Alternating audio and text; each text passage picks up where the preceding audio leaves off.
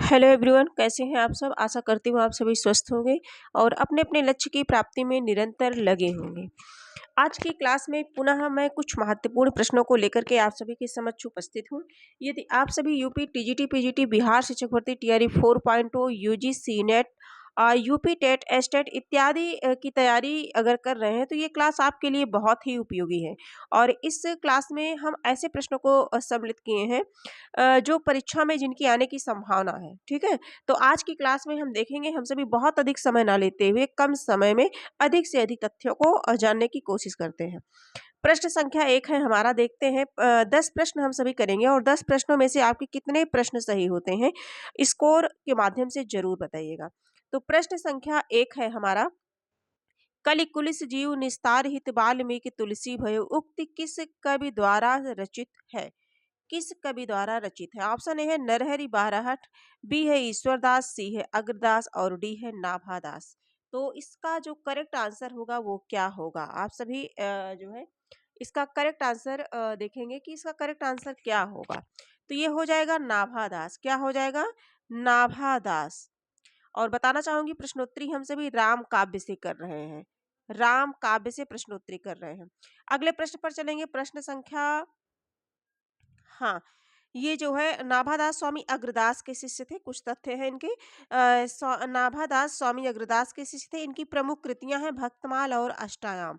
भक्तमाल और अष्टायाम। ठीक है, तो प्रश्न संख्या 2 देखेंगे हम सभी। प्रश्न संख्या 2, निम्नलिखित से राम भक्ति काव्य परंपरा के कवि नहीं है। निम्नलिखित में राम भक्ति काव्य परंपरा के कवि नहीं है। गदाधर भट्ट, नाभादास, गोस्वामी तुलसीदास, हृदय राम। देखिए तुलसीदास जी तो है ही हैं, पक्का समझते हैं आप सब। नाभादास भी हैं, हृदय राम भी हैं। तो बचा कौन? गदाधर भट्ट। तो करेक्ट आंसर हमारा क्या हो जाएगा? ए हो जाएगा। गदाधर भट्ट राम भक्ति के नहीं है। देखिए ये आया हुआ प्रश्न है, कुछ तथ्य हैं यहाँ से देखते हैं। गदाधर भट्ट राम भक्त काव्य परंपरा के कवि नहीं है। गदाधर भट्ट कृष्ण भक्ति परंपरा के गौड़ीय संप्रदाय के कवि हैं। यह एक रघुनाथ भट्ट गोस्वामी जी के शिष्य तथा भागवत के अद्वितीय वक्ता थे। जबकि गोस्वामी तुलसीदास और नाभादास हृदय राम राम भक्ति परंपरा के कवि हैं। ठीक है, तो अगले प्रश्न को हम देखेंगे। अगला प्रश्न हमारा प्रश्न संख्या 3 है, निम्नलिखित में से कौन निर्गुण भक्ति काव्य के कवि नहीं है। निम्नलिखित में से कौन निर्गुण भक्ति काव्य के कवि नहीं है। ऑप्शन ए है मलुकदास, बी है ईश्वरदास, सी है बाबा लालदास और डी है सुंदरदास। निर्गुण भक्ति काव्य, जैसा कि भक्ति काल को सगुण काव्य धारा और निर्गुण काव्य धारा दो भागों में विभाजित किया गया है ना। तो निर्गुण भक्ति काव्य के विषय में पूछा जा रहा है, तो इसका करेक्ट आंसर हो जाएगा ईश्वरदास। क्या हो जाएगा? ईश्वरदास हो जाएगा। ईश्वरदास हमारे किस ऑप्शन में है? बी वाले में है, तो करेक्ट आंसर हमारा बी हो जाएगा। अगले प्रश्न पर चलेंगे। प्रश्न संख्या 4, गोस्वामी तुलसीदास जी ने रामचरितमानस की रचना किस उद्देश्य से की थी। ऑप्शन ए है मोक्ष प्राप्ति के उद्देश्य से, बी है लोक रंजन के उद्देश्य से, सी है राम कथा का स्मरण करने कराने के उद्देश्य से, डी है स्वांतः सुखाय। देखिए ये प्रश्न कई बार परीक्षा में बना है। ठीक है, तो बहुत ही इंपॉर्टेंट क्वेश्चन है। इसका करेक्ट आंसर शायद आप सभी गेस कर पा रहे होंगे कि क्या है। तो अब ऑप्शन, इसका सही ऑप्शन है डी, यानी कि स्वांतः सुखाय। स्वांतः सुखाय। ठीक है, डी वाला ऑप्शन हमारा सही हो जाएगा। अगले प्रश्न पर चलते हैं। प्रश्न संख्या 5 देखते हैं। देखिए यहाँ से महत्वपूर्ण तथ्य है, देख लेते हैं। रामचरितमानस संवत 1631 ईस्वी के संदर्भ में गोस्वामी तुलसीदास ने कहा, स्वांतः सुखाय तुलसी रघुनाथ गाथा।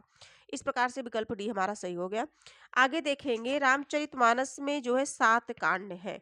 बाल आयो अरण्य किस लऊ, इस तरह से हम लोग ट्रिक के माध्यम से करते हैं। बाल से बाल कांड, आयो से अयोध्या कांड, अरण्य कांड, है ना, किस लयु किष्किंधा कांड, सुंदर कांड, लंका कांड और ऊ से उत्तर कांड। ठीक है, इस प्रकार से 7 कांड है। यहाँ से भी प्रश्न बनते हैं। प्रश्न संख्या 5 देखेंगे, गीतावली किसकी काव्य कृति है। ऑप्शन ए है तुलसीदास, बी है दंडी, सी है मयूर कवि और डी है हजारी प्रसाद द्विवेदी। भक्त गोस्वामी तुलसीदास जी की 12 प्रमाणिक रचनाएं हैं। कवितावली, गीतावली, विनय पत्रिका, बरबर रामायण, है ना, रामलला, नहचू, बैराग्य संदीपनी इत्यादि 12 प्रमाणिक रचनाएं हैं। उनमें से गीतावली भी एक रचना है। करेक्ट आंसर हमारा तुलसीदास जी का हो जाएगा। अगले प्रश्न पर हम देखेंगे, हाँ, एक इम्पॉर्टेंट तथ्य है, राम विलास शर्मा ने तुलसीदास को जातीय कवि कहा है। क्या कहा है? जातीय कवि कहा है। ठीक है, और कृष्ण गीतावली तथा विनय पत्रिका भी ब्रज भाषा में रचित गीत काव्य है। तुलसीदास का ब्रज भाषा में रचित गीत काव्य गीतावली ब्रज भाषा में है। जो जो जितनी वली वली है वो सभी क्या है, ब्रज भाषा में है। आगे हम सभी देखेंगे, स्वांतः सुखाय कहकर किसने उसे काव्य का प्रयोजन स्वीकार किया। स्वांतः सुखाय कहकर किसने उसे काव्य का प्रयोजन स्वीकार किया। ऑप्शन ए है तुलसीदास, बी है चंद्रवरदाई, सी है सूरदास और डी है कबीरदास। तो इसका करेक्ट आंसर क्या होगा, स्वांतः सुखाय कहकर, तो ये हो जाएगा तुलसीदास हो जाएगा। क्या हो जाएगा, तुलसीदास। ठीक है, करेक्ट आंसर हमारा ए हो जाएगा। अगले प्रश्न पर चलेंगे, प्रश्न संख्या 7 देखेंगे।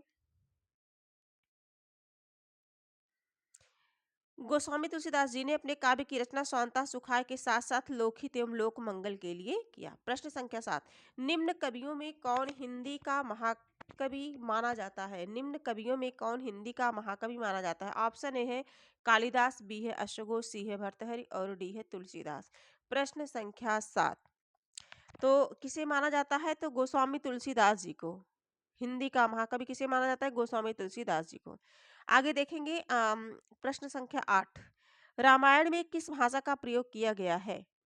रामायण में किस भाषा का प्रयोग किया गया। ऑप्शन ए है उर्दू, बी है संस्कृत, सी है अपभ्रंश और डी है पाली। तो सभी परिचित होंगे किस भाषा में, संस्कृत भाषा में। कभी कभी ऐसे ही सरल प्रश्न आते हैं और मुझसे गलत हो जाते हैं हम सभी से। ठीक है, तो इसलिए जब हम बार बार प्रैक्टिस करेंगे, रिवीजन करेंगे, तो यही प्रश्न हमारे स्कोर को बढ़ाते हैं। तो किस भाषा में किया था, संस्कृत भाषा में। करेक्ट आंसर हमारा बी हो जाएगा। आदि कवि वाल्मीकि ने रामायण की रचना संस्कृत भाषा में की। इसे वाल्मीकि रामायण के नाम से भी जाना जाता है और इस ग्रंथ में 24,000 श्लोक समाहित हैं। ये भी प्रश्न बना था। आगे देखेंगे हम सभी प्रश्न संख्या 9 देखेंगे, राम कैसो जस अध उरध गणन है, किसकी पंक्ति है। राम कैसो अस अध उरध गणन है, किसकी पंक्ति है, तुलसीदास जी की, सेनापति मतिराम और उग्रदास। ठीक है, तो ये किसकी पंक्ति है, प्रश्न संख्या 9। तो ये पंक्ति हमारी जो है सेनापति की है। किसकी है, सेनापति की है। आगे बढ़ते हैं, प्रश्न संख्या 10 जो कि इस क्लास का आखिरी प्रश्न होगा। इसके पहले कुछ तथ्यों को देख लेते हैं। देखिए, उपयुक्त पंक्ति राम भक्ति शाखा के कवि सेनापति से है। सेनापति किस है, राम भक्ति शाखा के हैं। सेनापति का जन्म 1559 ईस्वी के आसपास माना जाता है। इनके गुरु का नाम हीरामणि दीक्षित था। कवि रत्नाकर, काव्य कल्पद्रुम इनके दो महत्वपूर्ण ग्रंथ हैं। ठीक है, और ऋतु वर्णन के ये सिद्धहस्त कवि हैं। कौन, सेनापति ऋतु वर्णन के लिए बहुत फेमस है। प्रश्न संख्या 10 देखते हैं, किस रचनाकार के बचपन का नाम राम बोला था। किस रचनाकार के बचपन का नाम राम बोला था। ऑप्शन है तुलसीदास, बी है कबीरदास, सी है केशवदास और डी है विद्यापति। डी है विद्यापति। तो तुलसीदास के बचपन का नाम था, क्या था, तुलसीदास जी के बचपन का नाम राम बोला था। करेक्ट आंसर हमारा ए हो जाएगा। तो आज की क्लास में हम लोगों ने 10 महत्वपूर्ण प्रश्नों को देखा और 10 महत्वपूर्ण प्रश्नों में से आपके कितने प्रश्न सही हुए आप स्कोर के माध्यम से जरूर बताइएगा। 7 सही हुए या 8 सही हुए या 10 में 10 या 9 सही हुए, जो भी जितने भी क्वेश्चन आपके सही हुए हों, इन 10 प्रश्नों में से आप अवश्य बताइएगा। और हाँ, ये क्लास अगर आपको उपयोगी लगे तो आप इसे लाइक, सब्सक्राइब और शेयर अवश्य करिएगा। इससे हमारा जो है विश्वास बढ़ता है। क्लास बनाने के लिए, वीडियो बनाने के लिए मैं आंतरिक रूप से प्रेरित होती हूँ। और किस टॉपिक पर क्लास पढ़ाया जाए, किस टॉपिक पर प्रश्नोत्तरी कराया जाए, यदि आप सुझाव के माध्यम से, यदि कमेंट के माध्यम से आप मुझे थोड़ा सजेस्ट करेंगे, तो मैं उस पर जो है अच्छे से प्रश्नोत्तरी कराऊंगी। तो आज के लिए इतना ही, फिर मैं मिलूंगी, तब तक के लिए धन्यवाद।